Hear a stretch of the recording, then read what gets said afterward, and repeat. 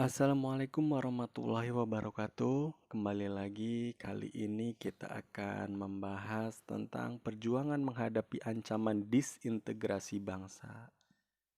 Apa itu disintegrasi? Disintegrasi adalah perpecahan atau keadaan tidak bersatu padu, ya. Jadi di sini bagaimana kita akan membahas tentang keadaan tidak bersatu padu atau perpecahan, ya, konflik atau pergolakan. Nah, di sini menurut peta konsep, berbagai pergolakan di dalam negeri antara tahun 1948 sampai 1965 dapat dibedakan menjadi 3 golongan, yaitu ada yang berlatar belakang ideologi, ada yang berlatar belakang kepentingan, dan ada yang berlatar belakang sistem pemerintahan. Untuk konflik dan pergolakan yang berkaitan atau berlatar belakang ideologi dibagi menjadi 3. Yang pertama ada pemberontakan PKI Madiun, kemudian yang kedua ada pemberontakan DITII, kemudian yang ketiga ada peristiwa G30S PKI. Yang pertama ada pemberontakan PKI Madiun, ya. Pemberontakan ini dipimpin oleh Muso dan Amir Sarifuddin, di mana ketika itu golongan kiri terlempar dari pemerintahan, kemudian PKI menjadi partai oposisi dan bergabung dengan Front Demokrasi Rakyat, ya, atau FDR, yang didirikan oleh Amir Sarifuddin pada bulan Februari 1948. Pemerintah Indonesia telah melakukan upaya diplomasi dengan Musso, namun karena kondisi yang sudah terlampau panas, sehingga pada pertengahan September 1948, pertempuran antara kekuatan-kekuatan bersenjata yang memihak PKI dengan TNI mulai meletus. PKI kemudian memusatkan kekuasaannya di Madiun, ya, kekuatannya di Madiun. Pada tanggal 18 September 1948, Musso memproklamirkan Republik Soviet Indonesia. Nah, kemudian puncaknya adalah ketika Musso tewas tertembak dan Amir Sarifuddin juga tertangkap, lalu ia akhirnya dijatuhi hukuman mati. Nah, di sini bisa kalian lihat, ya, ini adalah gambar atau foto dari Musso dan Amir Sarifuddin. Kemudian yang kedua adalah pemberontakan DITII, Darul Islam atau Tentara Islam Indonesia. Pemberontakan ini terjadi di 5 daerah. Di Jawa Barat dipimpin oleh Kartosuwiryo, Jawa Tengah oleh Amir Fattah, Sulawesi Selatan oleh Kahar Muzakar, kemudian Kalimantan Selatan oleh Ibnu Hajar, kemudian di Aceh oleh Daud Bereh. Nah, yang pertama DITI di Jawa Barat. Nah, pemberontakan ini dipimpin oleh Kartosuwiryo, ya. Latar belakangnya adalah adanya perjanjian Renville yang akhirnya membuka kembali cita-cita Kartosuwiryo, ya, membuka jalan kembali untuk mendirikan negara Islam Indonesia. Di mana di salah satu keputusan Renville adalah pasukan RI dari daerah-daerah yang berada di dalam garis Vanmuk harus pindah ke daerah yang dikuasai RI. Nah, kemudian divisi Siliwangi dipindahkan ke Jawa Tengah karena Jawa Barat dijadikan negara bagian Pasundan oleh Belanda. Akan tetapi Laskar bersenjata Hizbullah dan Sabilillah yang telah berada di bawah pengaruh Kartosuwiryo tidak bersedia pindah dan malah membentuk Tentara Islam Indonesia. Kekosongan kekuasaan RI di Jawa Barat segera dimanfaatkan Kartosuwiryo. Ia menyatakan pembentukan Darul Islam atau Negara Islam dengan dukungan TII di Jawa Barat pada Agustus 1948. Kartosuwiryo akhirnya berhasil ditangkap pada tahun 1962 lalu dijatuhi hukuman mati. Kemudian pemberontakan DITII di Jawa Tengah. Pemberontakan ini masih berlatar belakang adanya perjanjian Renville, ya, di mana akibat perjanjian Renville daerah Pekalongan, Brebes, Tegal ditinggalkan TNI dan aparat pemerintahan. Akhirnya terjadilah kevakuman di wilayah ini dan Amir Fattah beserta pasukan Hizbullah yang tidak mau di TNI-kan segera mengambil alih. Amir Fattah pun semakin berubah pikiran setelah utusan Kartosuwiryo datang menemuinya, lalu mengangkatnya sebagai Panglima TII Jawa Tengah. Ia bahkan kemudian ikut memproklamirkan berdirinya negara Islam di Jawa Tengah.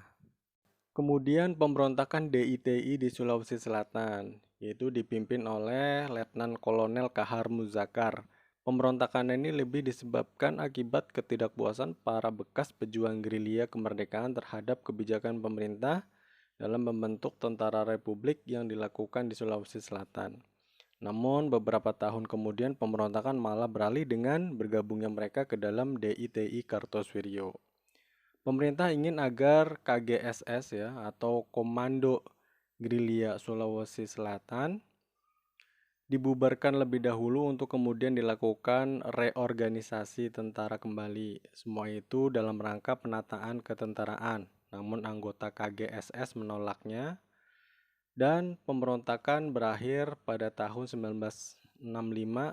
Di tahun itu Kahar Muzakar tewas tertembak dalam suatu penyergapan. Yang berikutnya adalah pemberontakan DITII di Kalimantan Selatan. Latar belakangnya adalah ketika penataan ketentaraan mulai dilakukan di Kalimantan Selatan oleh pemerintah pusat di Jawa, tidak sedikit anggota ALRI dari Divisi 4 yang merasa kecewa karena di antara mereka ada yang harus didemobilisasi atau mendapatkan posisi yang tidak sesuai dengan keinginan mereka. Di antara para pembelot mantan anggota ALRI Divisi 4 adalah Letnan II Ibnu Hajar. Nah, akhir tahun 1954, Ibnu Hajar memilih bergabung dengan pemerintahan DITII Kartosuwiryo dan akhirnya pada tahun 1963 Ibnu Hajar menyerah. Ia berharap mendapat pengampunan namun pengadilan militer menjatuhinya hukuman mati. Kemudian yang terakhir adalah DITII di Aceh.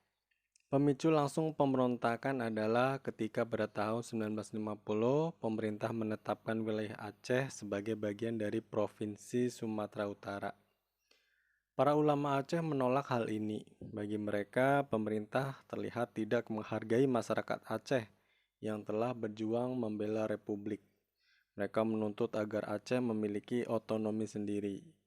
Nah, tokoh terkemuka dalam hal ini adalah Daud Berh. Hingga akhirnya pada tahun 1953, Daud Berh menyatakan Aceh sebagai bagian dari negara Islam Indonesia yang dipimpin oleh Kartosuwiryo. Kemudian setelah terjadinya konflik yang berkecamuk, kemudian Daud Berh kembali dari pertempuran yang telah selesai dan akhirnya dia mendapatkan pengampunan. Nah, ini adalah gambar tokoh pemimpin DITI di 5 daerah ya. Ada Sekar Maji Kartosuwiryo, kemudian ada Daud Berh, Ibnu Hajar, Kahar Muzakar, dan Amir Fattah.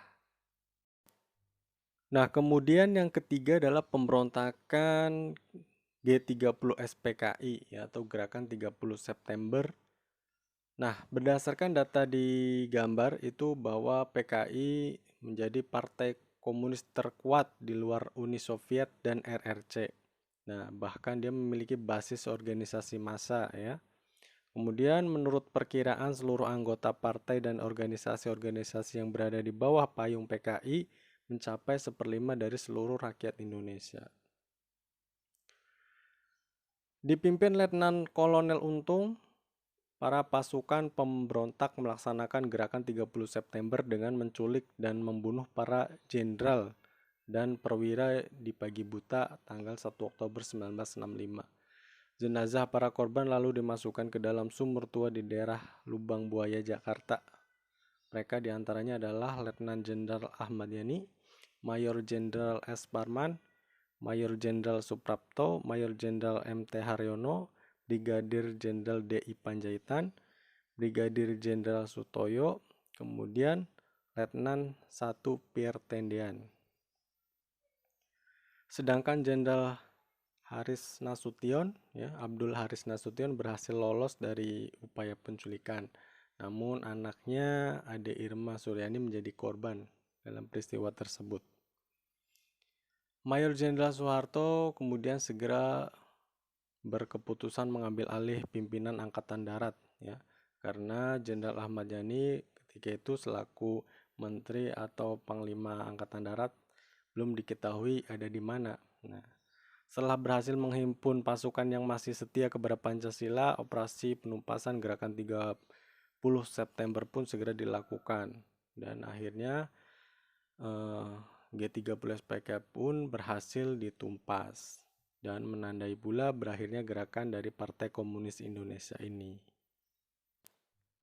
Nah, ini adalah gambar para jenderal dan perwira yang menjadi korban dalam penculikan G30S PKI yang dibawa ke Lubang Buaya.